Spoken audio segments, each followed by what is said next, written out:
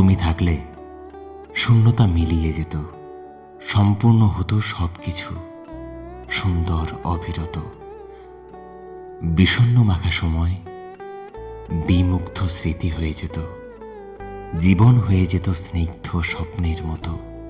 সেই স্বপ্নের স্রোতে ভেসে যেতাম অবলীলায় এই জীবনের পুরোটা সময়। বুকের ভেতর ভেসু ভেসে আসের মতো জ্বলত না আগুন, সাহারা মরুভূমির মতো বুকের ভেতর শূন্যতা থাকত না।